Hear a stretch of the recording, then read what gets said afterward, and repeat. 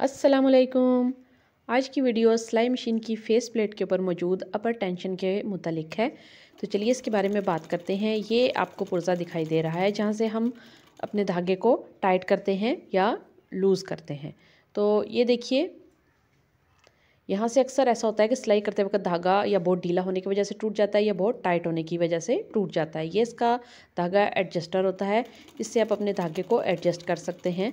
तो अक्सर क्या होता है, इन प्लेटों के दरमियान में कचरा या छोटे मोटे धागे वगैरह या कोई चीज़ ऐसी फंस जाती है जिसकी वजह से बार बार आपकी सिलाई मशीन इस जगह से धागे को तोड़ती है। तो इसके लिए ज़रूरी है कि आप इसकी महीने में एक बार सफाई कर लिया करें। और अगर आपको ऐसा मसला हो कि यहाँ से आपकी मशीन धागा बार बार तोड़े तो आप उसकी सफाई लाजमी कीजिए। तो इसकी सफाई करने के लिए सबसे पहले आपने इस तरह से इसको खोल लेना है।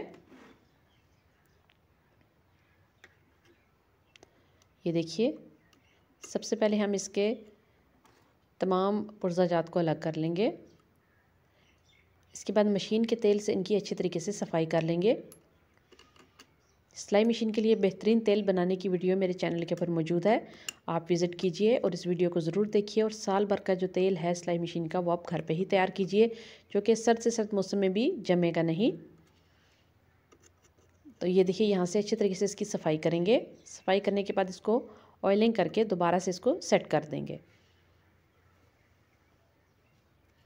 तो सबसे पहले तो मशीन के तेल को एक कपड़े के ऊपर अच्छे तरीके से लगा के हम इन तमाम प्लेट्स को साफ़ कर देंगे। ये भी कुछ अर्सा पहले ही मैंने चेंज की थी। अगर इनके ऊपर कोई जंग वगैरह हो या इनके अंदर कट वगैरह आपको नज़र आए या इनमें से कोई प्लेट टेढ़ी आपको नज़र आए तो आप इसको फ़ौरन चेंज कीजिए।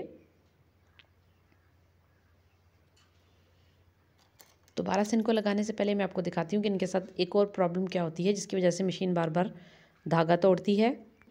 तो अच्छे तरीके से मशीन के इस हिस्से को ऑयल लगा के साफ़ करने के बाद मैं आपको ये प्लेट नुमा जो पुर्ज़ाजात हैं मशीन के, इनके अंदर होने वाली सबसे बड़ी जो दिक्कत है वो आपको दिखाती हूँ। ये क्या होता है कि इनके अंदर धागा चलता है जिसकी वजह से इन प्लेट्स के जो अंदर होल है उसके अंदर एक छोटा सा कट बन जाता है। ये देखिए, यहाँ पे बिल्कुल हल्का सा है क्योंकि मैंने इसको थोड़ा सा पहले ही जो है वो तब्दील किया है।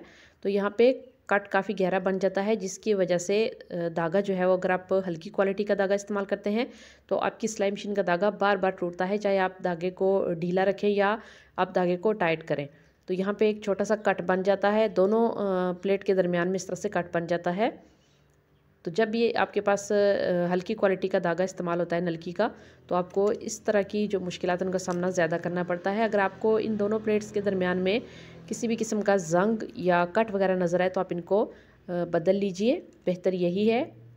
ये अक्सर ऐसा होता है कि मशीन गिरने की वजह से ये प्लेटें टेढ़ी हो जाती हैं, जिसकी वजह से भी सिलाई मशीन की कारकर्दगी पर बहुत फ़र्क पड़ता है।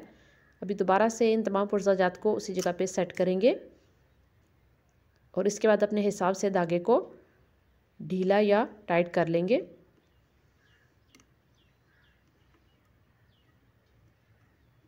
तो बारीक कपड़े के लिए अमूमन आपको धागा जो है वो ढीला ही रखना पड़ता है। इसी तरह जब आप मोटे कपड़े की सिलाई करते हैं तो उसमें आपको धागा निस्बतन टाइट रखना पड़ता है। यहाँ से आप धागे को खींच के चेक कर सकते हैं कि आपका धागा कितना सख्त आ रहा है। ये देखिए, यहाँ से आप इसको चेक करके अच्छे तरीके से अपनी मशीन को किसी भी किस्म के कपड़ों की सिलाई से पहले सेट कर सकते हैं। इसके बाद आप कपड़ों की सिलाई तसल्ली से कीजिए। और दूसरी बात ये कि जब भी आप सिलाई करने लगें तो आप अपर टेंशन के अंदर से आने वाले इस धागे को लाजमी चेक कीजिए।